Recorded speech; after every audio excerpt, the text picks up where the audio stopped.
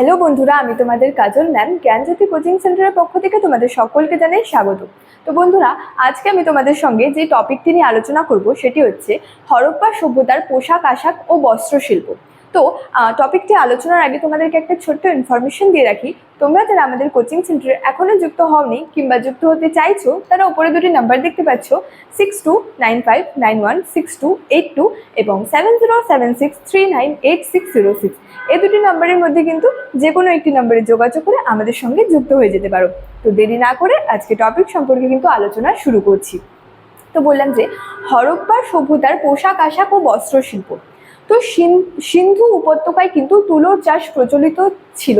তো এই তুলোর চাষ প্রচলিত থাকায় কিন্তু সেখানে যে সুতি বস্ত্রের উৎপাদনকে কেন্দ্র করে বস্ত্রশিল্পের জনপ্রিয়তা কিন্তু লক্ষ্য করা গিয়েছিল এবং মহেঞ্জোদারোর বিভিন্ন বাড়ি থেকে কিন্তু এই সুতি বস্ত্রের উৎপাদনে যে ব্যবহৃত যন্ত্রপাতিগুলি ছিল সেগুলি কিন্তু আবিষ্কৃত হতো।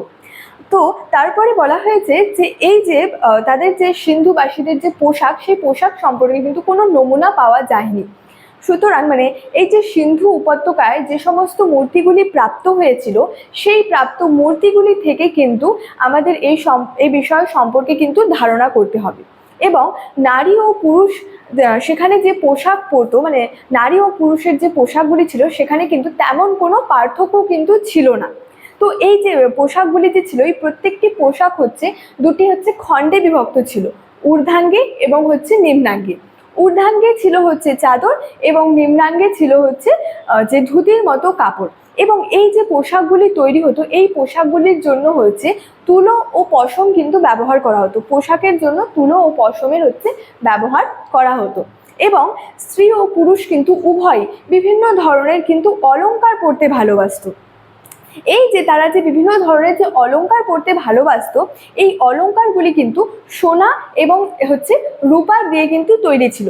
সেখানে স্ত্রী ও পুরুষ যে উভয়ই যে নানা ধরনের যে অলংকার পরতে ভালোবাসতো, এই অলংকারগুলি সোনা এবং রূপা দিয়ে কিন্তু তৈরি হতো। তো স্টুডেন্ট, এই ছিল আজকে আমার যে হরপ্পা সভ্যতার পোশাক আশাক ও বস্ত্রশিল্প সম্পর্কে আলোচনার বিষয়।